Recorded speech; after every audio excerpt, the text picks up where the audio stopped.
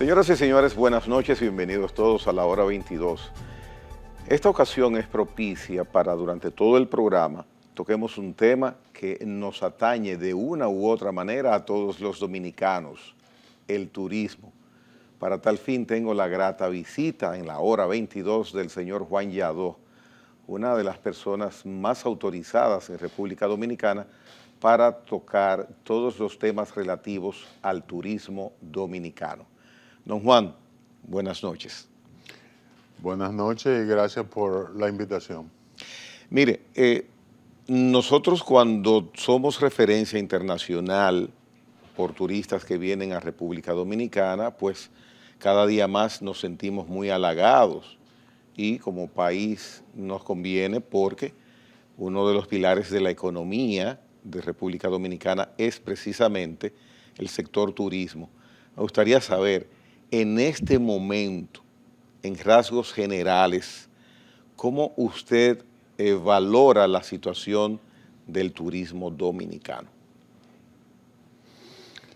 Antes de responder a esa pregunta, yo quisiera aclarar un poquito el término turismo dominicano, porque cuando tú te pones a analizar la composición de la propiedad hotelera, de la planta hotelera del sector turístico, y te das cuenta que el 95% de las habitaciones hoteleras pertenecen a cadenas hoteleras internacionales, es decir, que son inversión extranjera. Tú tienes que llegar a la conclusión de que nosotros realmente no tenemos una industria turística dominicana. Lo que tenemos es una industria turística internacional en territorio dominicano. Y eso tiene muchas ventajas para el país. La principal de ellas es que al ser todos esos hoteles propiedad extranjera, los propietarios son los que se apuran más por rentabilizar sus inversiones. Es decir, nos aseguran hasta cierta medida que los hoteles tengan muy buena ocupación. En cuanto a la situación actual del sector turístico, yo diría que es muy halagüeña. Nosotros estamos teniendo un récord de afluencia de turistas y a la vez también de cruceristas. Y también estamos teniendo unas tasas de ocupación hotelera que en promedio superan significativamente las tasas alcanzadas en años anteriores. Por ejemplo, el año 2018 fue un año de bonanza para el sector turístico nunca visto. Y la tasa promedio de ocupación hotelera fue un 75% para todo el año del 2018. Para el 2022 fue casi 73%, porque todavía estábamos en proceso de recuperación.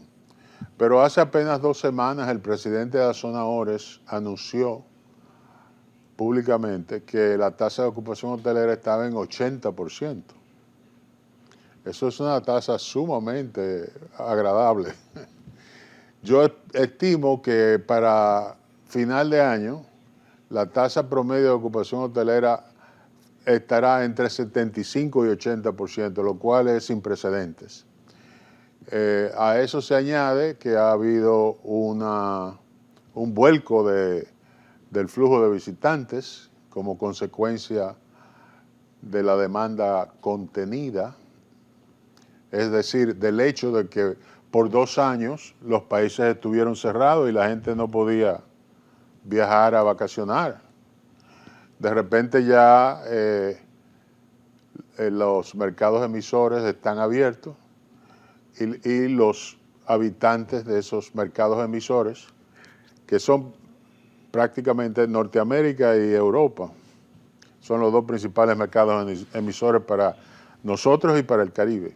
Y entonces, don Juan, de ese éxito presente 2023 en ocupación hotelera, el endoso a la buena gestión hecha por las autoridades y por supuesto por el mismo sector, ¿qué grado le da a usted?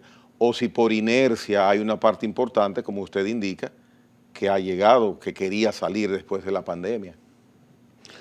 No, en términos generales yo diría que la gestión pública del sector ha sido muy buena durante estos últimos 3 años. Tú recordarás que inicialmente el presidente de la República creó un gabinete de turismo, presidido por él mismo, y también creó un gabinete de salud. Y esos dos gabinetes manejaron la pandemia en relación con el sector turístico. Nosotros tuvimos la dicha de que abrimos el país, eliminamos las restricciones de viaje antes que muchos otros destinos turísticos.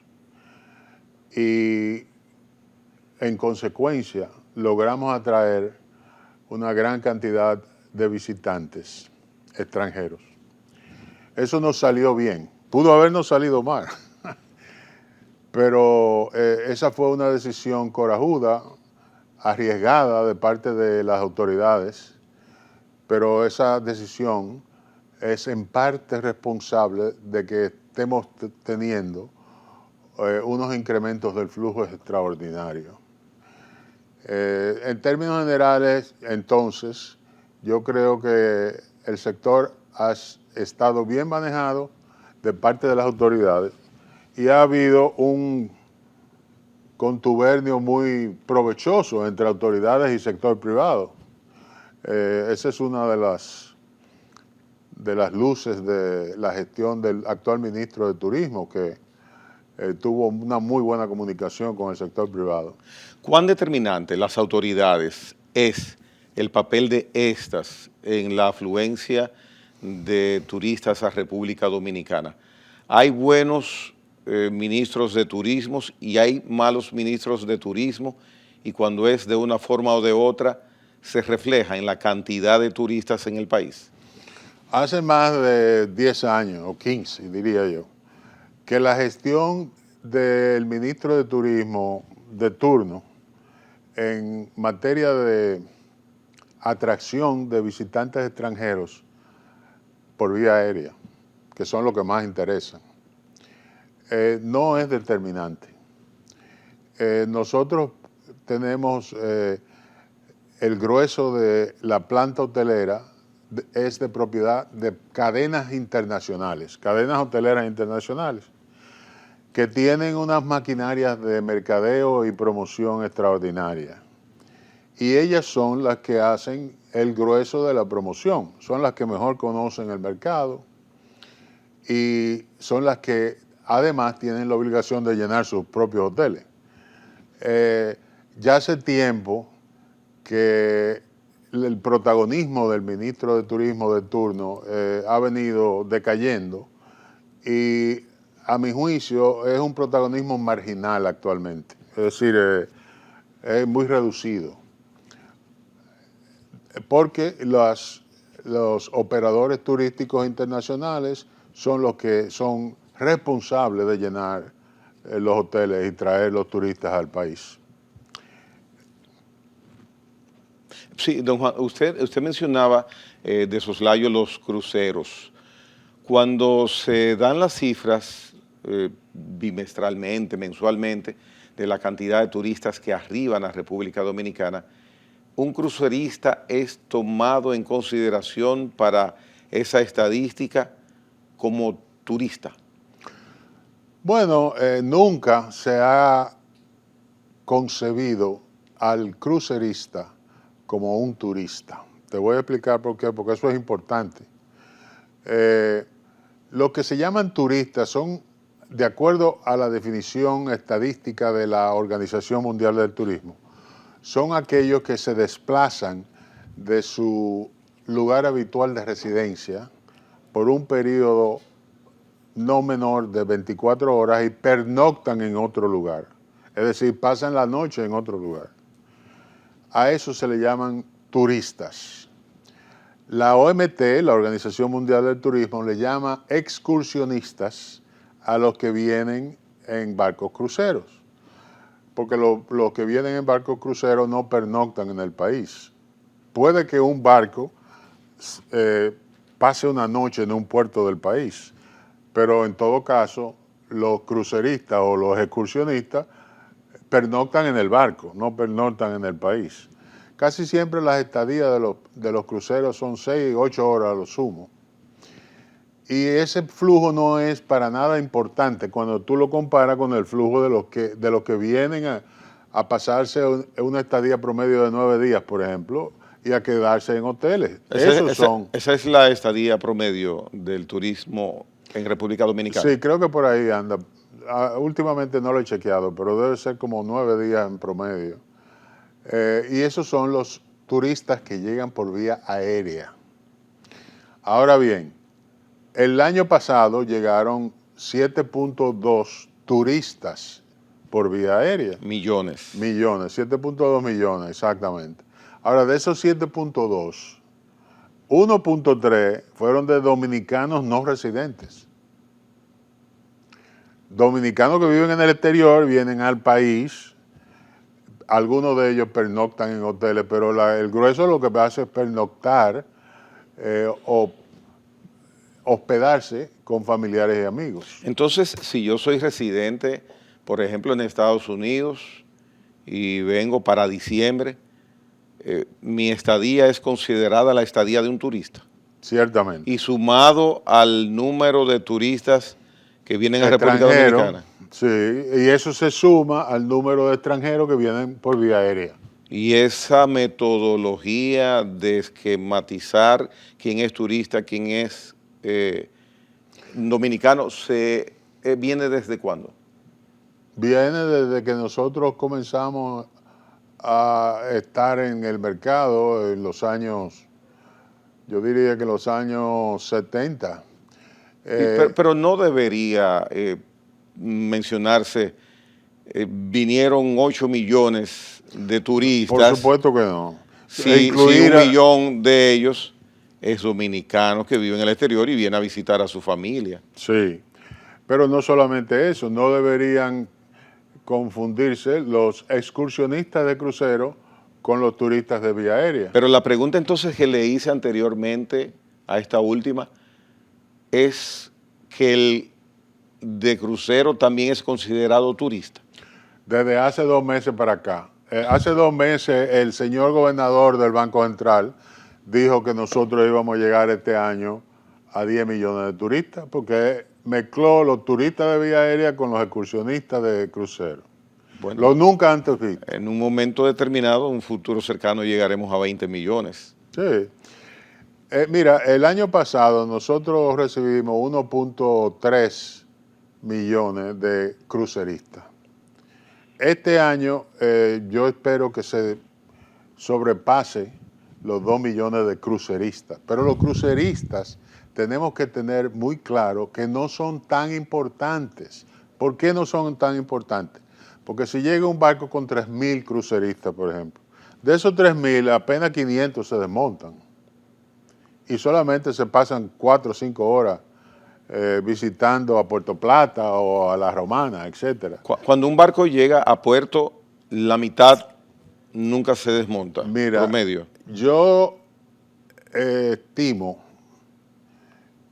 y esta es una estimación que yo hice hace muchos años, que apenas un 20% de los cruceristas se desmonta del barco. El resto se queda ahí.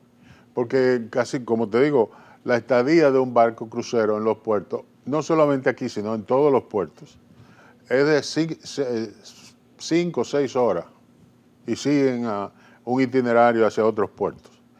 Entonces, estuve buscando por internet en días recientes si había algún estudio que dijera qué porcentaje o qué proporción de los turistas que llegan en un barco se desmontan en los puertos.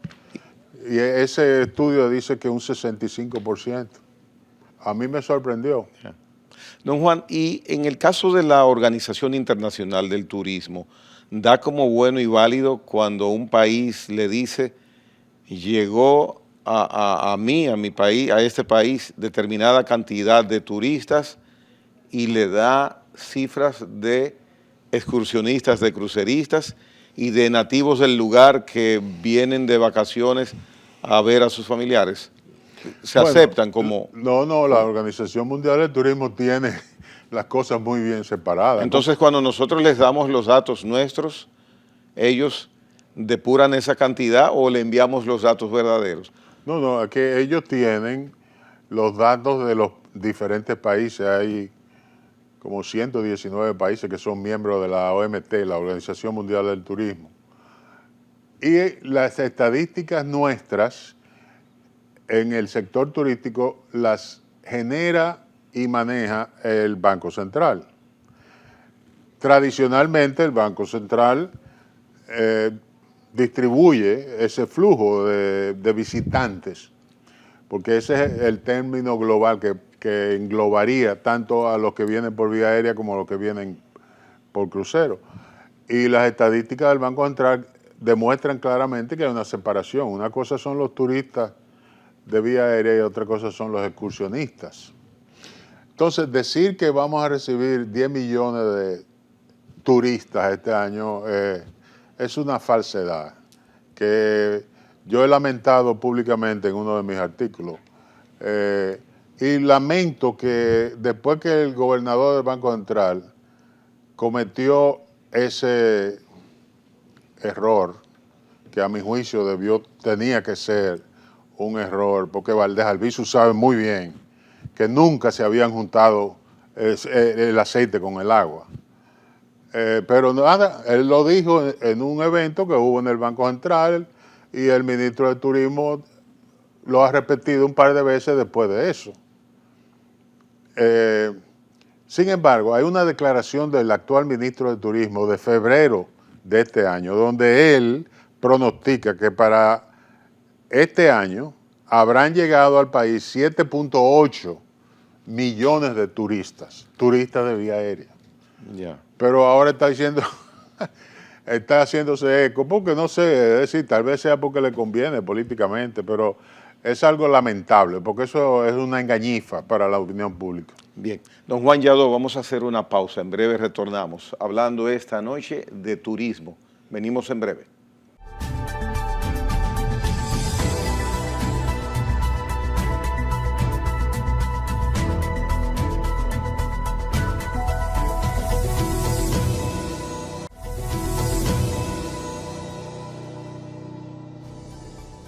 Bien, don Juan Yadó, usted ha tocado algunos aspectos de lo que tiene que ver con el turismo en República Dominicana, positivos, básicamente los datos, los temas que usted ha tocado. Ahora bien, ¿usted ve alguna nube en el horizonte de nuestro turismo o algún obstáculo que haya que tomar en consideración para que sigamos avanzando?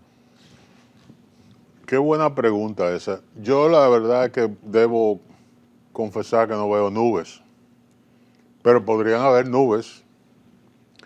El turismo es una industria sumamente volátil.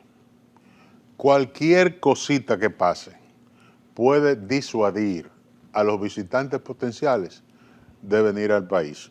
Afortunadamente no tenemos terrorismo y el Caribe como región está considerada una de las más seguras y sanas regiones o destinos turísticos del mundo. En ese sentido, a nosotros nos conviene mantener la paz social y la estabilidad política, porque una cosa va a veces ligada con la otra. Yo no veo en el horizonte del mediano plazo nada que amenace seriamente ni la paz social ni la estabilidad política. Pienso que pueden surgir circunstancias geopolíticas a nivel mundial que, como en el caso de Ucrania y Rusia, tengan un impacto negativo sobre nuestra industria. Pero esas circunstancias son impredecibles, pero pueden sí afectar el flujo de visitantes a nuestro país. Por el momento, tenemos que estar alerta en materia, por ejemplo, de seguridad sanitaria y de seguridad ciudadana. Tenemos que estar conscientes de que la industria principal que tiene el país ahora requiere paz social. Eso es muy importante. Pero en cuanto a nubarrones que puedan amenazar la salud actual del sector, no los veo. La composición de la inversión en turismo en República Dominicana, usted ha indicado que anda alrededor del 95% por parte de capital extranjero, inversionistas extranjeros. En la planta hotelera. En la planta hotelera, Sí. bien, que es lo básico, lo primordial. Lo fundamental. Entonces, en ese sentido, le pregunto, ¿es beneficioso, qué tan beneficioso es esa inversión que hacen esos capitales extranjeros en el turismo dominicano? Yo encuentro que es muy beneficioso y al país le conviene mucho, porque, como te dije anteriormente, el hecho de que los inversores extranjeros sean los propietarios de los hoteles los obliga a ellos a buscar sus clientes.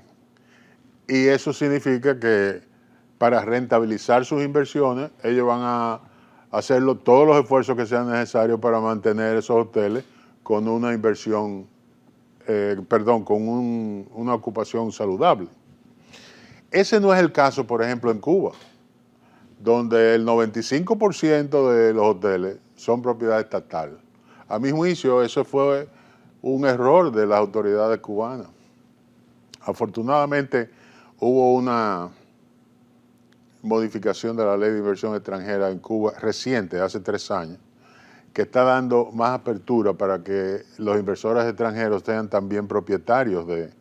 Pero, por ejemplo, tú tienes en Cuba una cadena que es muy bien conocida porque es la cadena española más grande, que se llama Meliá, que tiene más de 400 hoteles en más de 30 y pico de países. En Cuba, Meliá tiene 32 hoteles, pero de esos 32 hay solamente 6 que son propiedad de Meliá.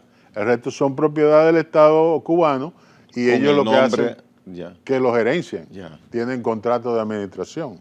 bien. ¿Y por qué, si es rentable en el orden que usted indica, la inversión del turismo, para turismo en República Dominicana, nuestros empresarios dominicanos miran un poco entonces de lado y no invierten ahí? ¿Por qué? Excelente pregunta. A principios de los años 80, hubieron algunos inversores dominicanos que invirtieron en hoteles, especialmente en Puerto Plata. Pero a medida que ha ido pasando el tiempo, los dominicanos se han ido saliendo del sector. A mi juicio, eso se debe a que no pueden competir con las grandes cadenas. Como yo te dije, por ejemplo, Meliá tiene más de 400 hoteles. Meliá tiene una maquinaria de promoción y mercadeo a nivel mundial que es monstruosa y que los inversionistas nativos no tenían. Es decir, para mantener a sus hoteles con una ocupación rentable, era muy difícil competir con las cadenas internacionales y fueron vendiéndolos los hoteles a las cadenas internacionales. Recientemente, por ejemplo, vi hace 3 días la noticia de que hay un fondo de inversiones en la Bolsa de Valores nuestra que va a invertir en 2 hoteles Marriott en Macao, 2 hoteles de lujo, uno de marca Ritz-Carlton y el otro de marca The Luxury Collection, que son 2 brands, 2 marcas de Marriott. Y la inversión principal la está haciendo un fondo de inversión dominicano que se llama Pioneer, me parece. Es decir, que tengo entendido que hay otro fondo, no recuerdo el nombre, que también está invirtiendo en un hotel de Cap Cana. Pero la inversión es todavía muy minúscula comparado con lo que representan los más de 75.000 habitaciones de propiedad extranjera. Ya. Cuando nosotros iniciamos la carrera de desarrollo turístico, como usted bien menciona, se creó un parque turístico en Puerto Plata. Recuerdo, me parece, finales de la década de los 70, o década de los 80. Entonces, lamentablemente, languideció y pereció. No sé si está funcionando o ha renacido de nuevo. Puerto Plata, ¿qué opinión le merece a usted esa área de turismo? Bueno, antes de que Bávaro comenzara a tener éxito, lo que realmente tuvo gran éxito fue Puerto Plata. Fue en el 1980 que se inauguró el primer hotel en el recinto de Playa Dorada. Ese hotel se llamó Jactar Village. Jactar Village, sí lo recuerdo. Y ese hotel lo construyó el Banco Central. El inversor fue el Banco Central. Porque no, es decir, el Banco Central estaba promocionando inversiones de capitales extranjeros en Playa Dorada, pero no encontraba. Y para poder echar para adelante el proyecto, decidió invertir en el primer hotel y le fue muy bien. Lo dio en concesión, o mejor dicho, en administración a esa pequeña cadena texana que se llamaba Jactar Village, y de ahí en adelante entonces llegaron otros inversores. Y en esos años 80, y diría yo que en la década del 90, Puerto Plata era lo más floreciente, porque el primer hotel de Bávaro se inauguró en el 85, que fue el Dominican Beach Resort de la cadena Barceló, 1985. En el 91 se inauguró el Club Med de Punta Cana. Es decir, que en ese entonces Puerto Plata era la gran estrella turística del destino dominicano. Pero ahora ha habido un vuelco y las cosas son diferentes. Puerto Plata está teniendo ahora una experiencia muy positiva con la enorme cantidad de cruceristas que la visitan. Porque los que se desmontan para visitar la ciudad le dan un dinamismo a la economía local que Puerto Plata no tenía. Pero la inversión hotelera es otra cosa. Es decir, recuerda que en Puerto Plata tú tienes el puerto de Maimón y el puerto que se llama Taíno. El Taíno no es más que el puerto de la ciudad de Puerto Plata, que fue excavado, fue profundizado, y ahora hace unas cuantas semanas llegó el crucero más grande del mundo, ahí, con 6.000 pasajeros. Si de esos 6.000 se desmontan 1.000, óyeme, llenan a Puerto Plata. Entonces, esos dos puertos le están trayendo a Puerto Plata un dinamismo extraordinario en su economía local. Pero los hoteles no están rezagados en comparación con Bávaro y Punta Cana. Lo cual no quiere decir que no tengan una ocupación aceptable, pero no están a la par. Porque tampoco las playas del norte del país pueden compararse con la calidad de playa de Bávaro y Punta Cana. En el mercado turístico internacional, la mejor playa es una playa de arena blanca, granulometría muy fina.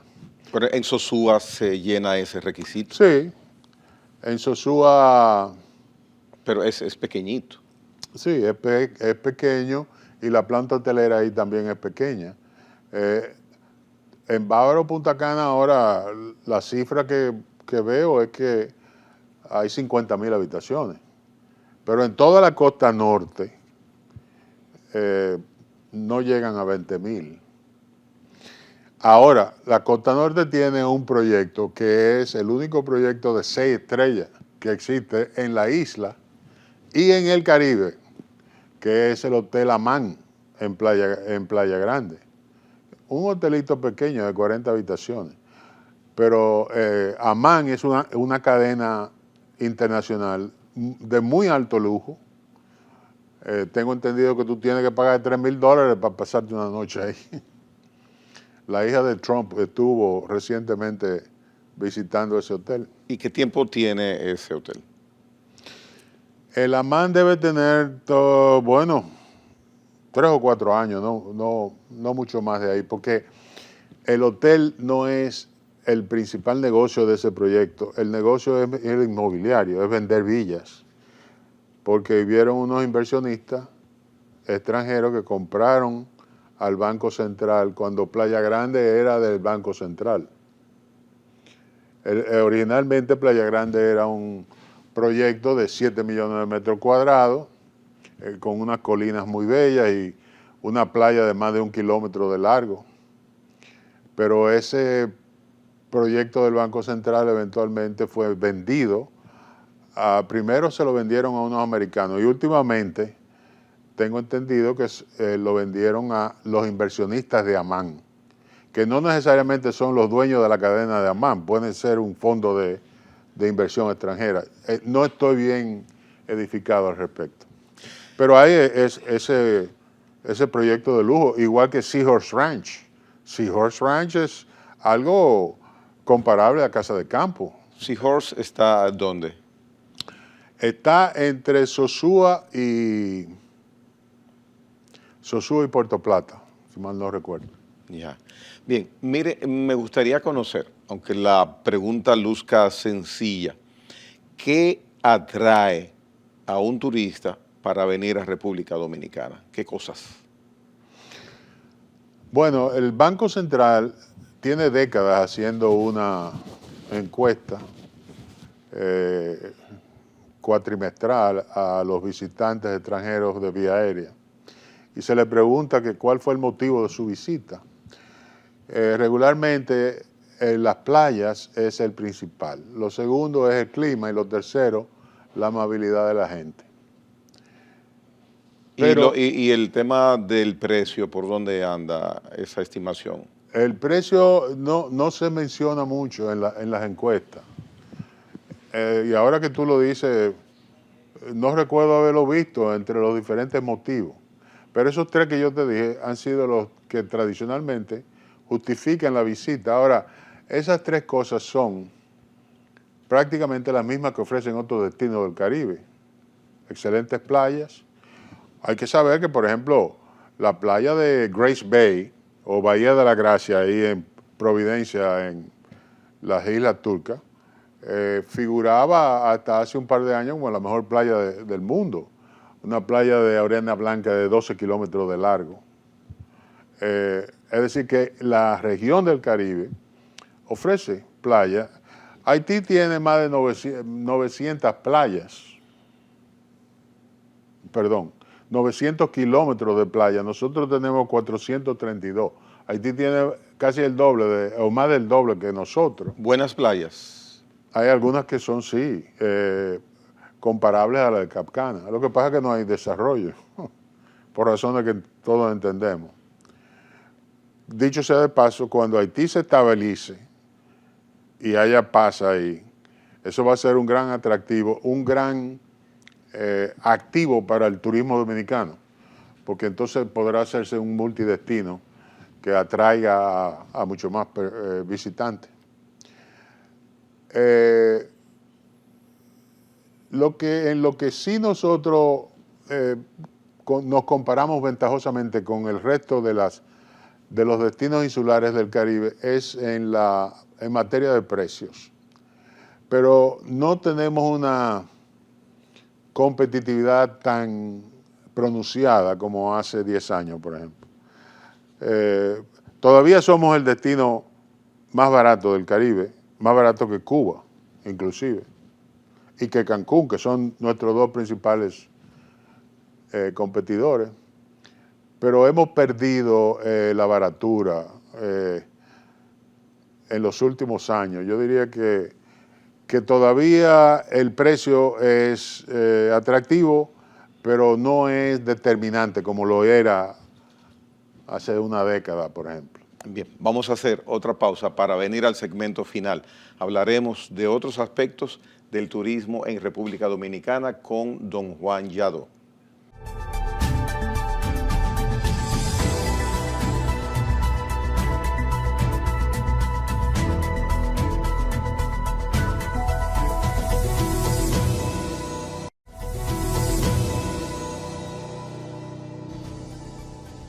Bien, don Juan Yadó, continuando sobre el aspecto del turismo, hemos hablado de Bávaro, de Punta Cana, Puerto Plata, entonces yo quisiera conocer qué nos puede usted decir sobre Pedernales, que tanto se menciona.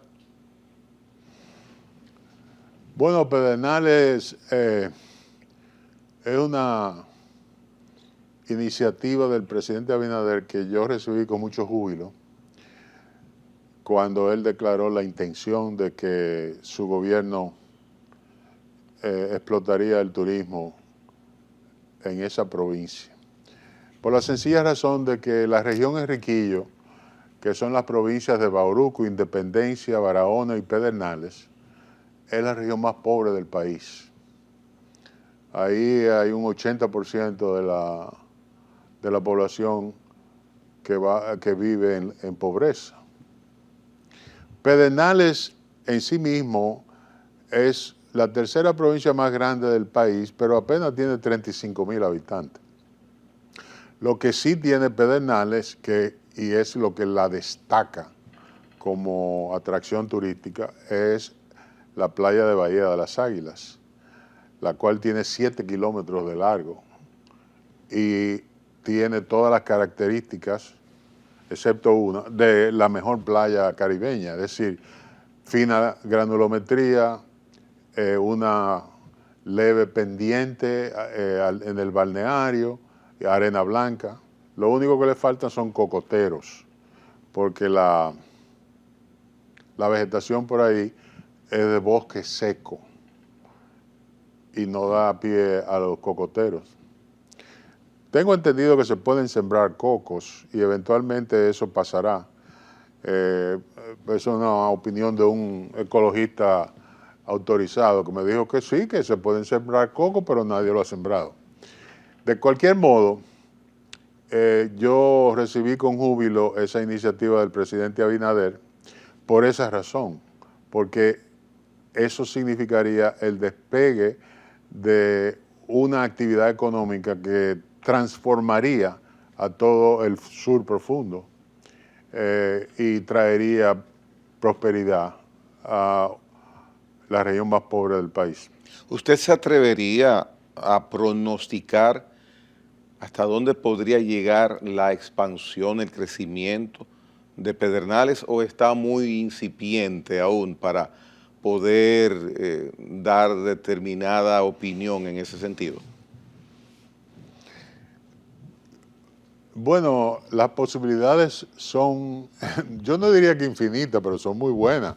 Lo que pasa es que hay un grupo de ambientalistas que se oponen tajantemente a que haya desarrollo de infraestructura hotelera en Bahía de las Águilas.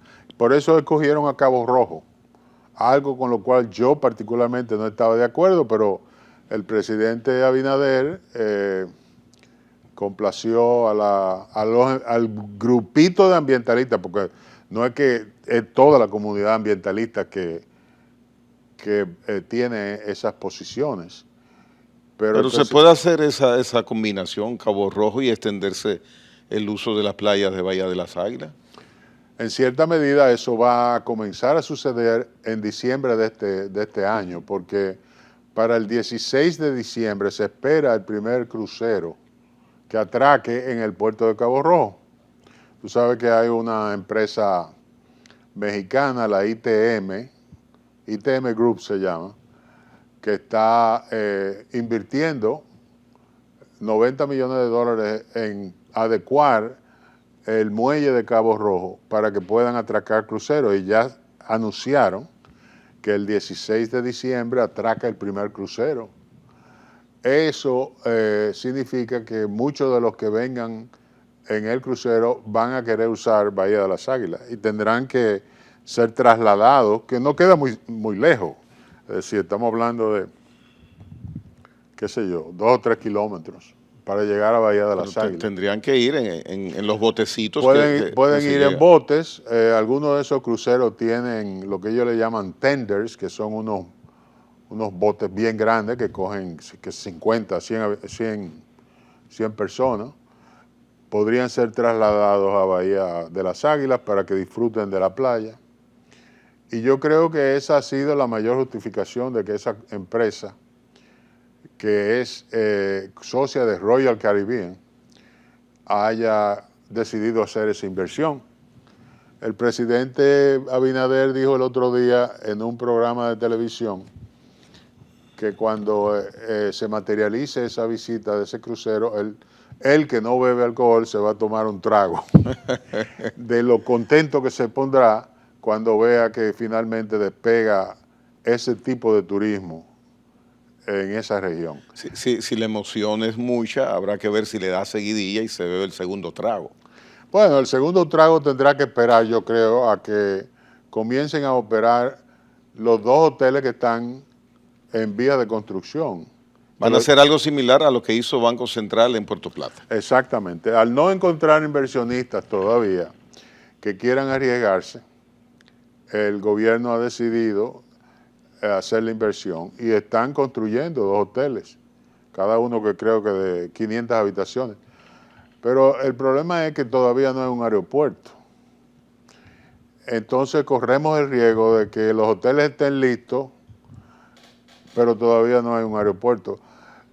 Yo tengo entendido que hay una empresa coreana que está interesada en hacer la inversión en el aeropuerto y que las conversaciones han sido bastante positivas.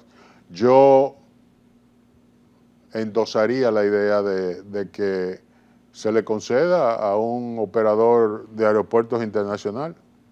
La manera, don Juan Yadó, con que Pedernales está siendo armado cual si fuera un rompecabezas, primero esta pieza, luego esta, es la que procede, es la más organizada, es la más ordenada posible, la más pertinente. Mira, hay 6 estudios diferentes que se han hecho sobre Pedernales para el desarrollo turístico. El último lo pagó esta Dirección General de Alianza Público-Privada y es un estudio muy bueno, de muy buena calidad, que tiene una programación de desarrollo muy bien hecha. Ahora bien, el problema es que hay un segmento de la comunidad ambientalista que torpedea algunas cosas. Por ejemplo, había un proyecto en Ciernes, el llamado Bucanyé, de un inversionista español de 14 millones de metros cuadrados, que Bucanyé queda cerca de el pueblito de Pedernales, porque Pedernales solamente tiene 15,000 habitantes. Es decir, es un pueblito muy agradable, pero no es una gran ciudad. Y ese proyecto ha sido objetado por un pequeño grupo de ambientalistas y más específicamente por la gente del grupo Jaragua, que a veces mi frustración con las posiciones que adoptan me han llevado a calificarlo de terroristas ambientales, porque se oponen a una serie de cosas que, a mi juicio, no tienen razón para oponerse. Y las autoridades no tienen argumentos técnicos científicos para contrarrestar y contraponer la opinión de un grupo a lo que la parte oficial entiende técnicamente y científicamente que es lo correcto. No estoy yéndome ni de un lado ni del otro porque no tengo los elementos para eso, pero tomando sus palabras, no tiene la autoridad, las autoridades para exponer sus puntos de vista técnicos y científicos. Bueno, las autoridades a veces toman, por razones políticas, posiciones que no se justifican. Por ejemplo, Me enteré recientemente que Abucanyé, el Ministerio de Medio Ambiente, lo paró. Lo paró alegando que ese proyecto implicaría un impacto ambiental sumamente negativo. Yo no estoy convencido de eso.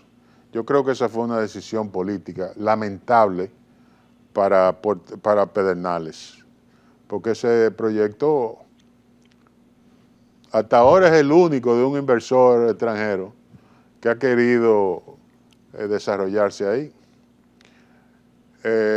Lamentablemente, vuelvo y te repito que la comunidad ambientalista, no la comunidad, un pequeño grupo de ambientalistas está incidiendo muy negativamente en algunas cosas, en algunas. Habría que tomar caso por caso, pero la principal es que no quieren que haya infraestructura hotelera en Bahía de las Águilas misma.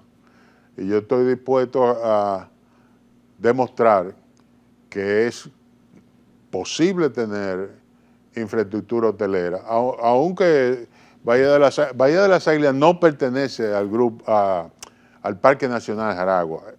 Bahía de las Águilas desde el 2004 está clasificada como un área nacional de recreo, que es la categoría de restricción menor que existe. Yo no me voy a meter mucho en los detalles, pero en términos generales, ese es uno de los principales escollos al desarrollo turístico de Pedernales. Y de hecho hay un grupo en Pedernales que se llama la Coalición por la Defensa de Pedernales, porque perciben que estos ambientalistas están obstaculizando el desarrollo de una manera muy injustificada. Bien. Lo cual yo comparto. Bien, don Juan, en los que nos queda de tiempo vamos a manejar 2 o 3 temas que no quisiera usted no esbozara. ¿El Airbnb es un enemigo o no afecta al inversionista hotelero? Airbnb es un desarrollo bastante conveniente para nuestro país. Incrementa la competitividad del destino.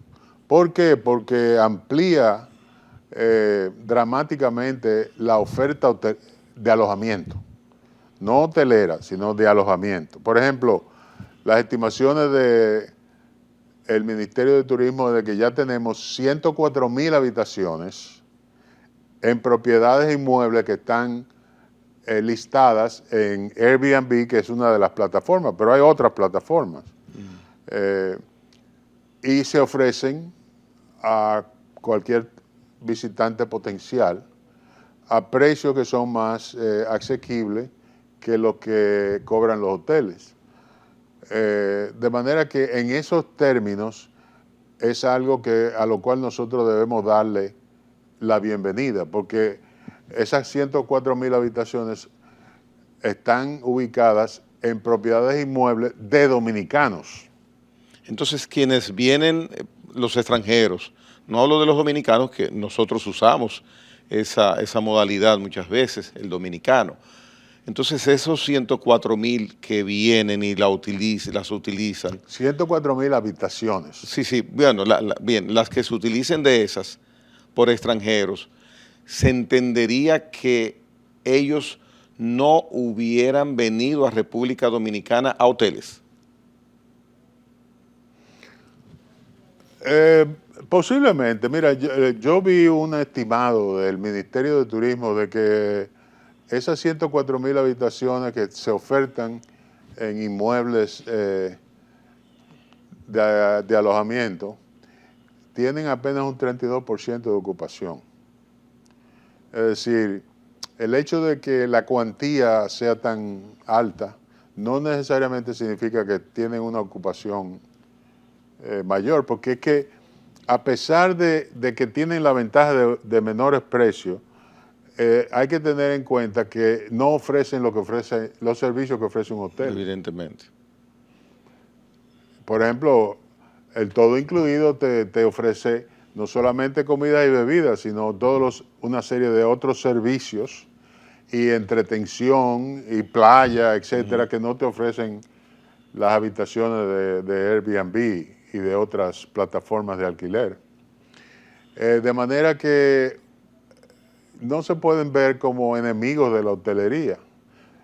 Yo los vería como complementos de la hotelería y al país le conviene que eso suceda porque amplía la oferta de alojamiento. Y las condiciones en que se desenvuelve este negocio, porque es un negocio de no cotizar ante las oficinas recaudadoras.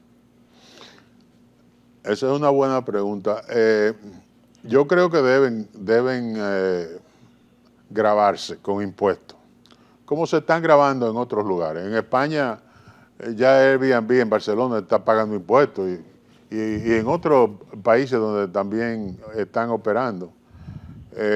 Pero tenemos que tener en cuenta de que si los alojamientos de Airbnb pagan impuestos y los alojamientos de Airbnb pertenecen a dominicanos, los extranjeros que son los propietarios de los hoteles también deberían pagar impuestos. Entonces, ¿por qué grabar a los de Airbnb que son dominicanos y no a los extranjeros que son los hoteleros? Ahí tiene que haber un análisis concienzudo y eventualmente si se le eliminan los incentivos fiscales a los hoteleros, habrá mayor justicia si se le pone un impuesto a las habitaciones de Airbnb. Ya eso tendría que llegar mediante el mecanismo de una reforma fiscal. Eso será el pacto fiscal que lo maneje. Es decir, eso no es ni a Sonahora, ni el Ministerio de Turismo, ni nadie. Eso es cuestión del Ministerio de Hacienda y del pacto fiscal. Bien. Don Juan Lladó, Rusia y Ucrania, ¿qué tan gran cantidad de turistas nos enviaban que ahora se menciona, es un hábito mencionar como referencia? Bueno, es que los rusos ya no llegan acá, los ucranianos. ¿Eran tantos que nos afecten las estadísticas? Sí, era un buen mercado. Es decir, en el 2019, el año previo a la pandemia, llegaron 239,000 rusos y 85,000 ucranianos al país. Ese era un mercado importante. Aproximadamente a ojo de pájaro un 5 o 6% del turismo que llegaba acá. Sí, en 2019 estamos hablando de tal vez 6 millones de visitantes extranjeros de vía aérea. ¿Qué porcentaje son 320,000? Más o menos un 5%. Bueno, tal vez un 5%, sí. Ya habría que calcularlo. Pero de repente vino la pandemia, se cerraron los países y después de que los países se abrieran, los rusos comenzaron a venir nuevamente. En diciembre del 2021, al país llegaban 9 vuelos semanales a Punta Cana desde Rusia, diligenciados por nuestro diligente embajador en Rusia, que ahora lo movieron a Canadá, Hans Dannenberg. Oh, sí, Hans Dannenberg. Sí. 9 vuelos, 2 de los cuales venían de ciudades de Siberia, en vuelos que duraban casi 15 horas. Pero de repente vino la invasión a Ucrania en febrero y ese flujo colapsó. Ya nos despedimos, don Juan Lladó, le pregunto, positivo el futuro inmediato y a largo plazo, a su modo de ver, del turismo dominicano, del turismo hecho en República Dominicana. Yo pienso que es muy positivo, sí. Y yo pienso que es el sector que más inversión extranjera está atrayendo. Y repito que cuando Haití se estabilice, nuestro país tiene la perspectiva de que junto a Haití ser la estrella del turismo del continente. Bien, gracias por su visita para hablarnos de turismo, don Juan Lladó. Bien, señoras y señores, les espero mañana nueva vez a las 10 acá en este canal.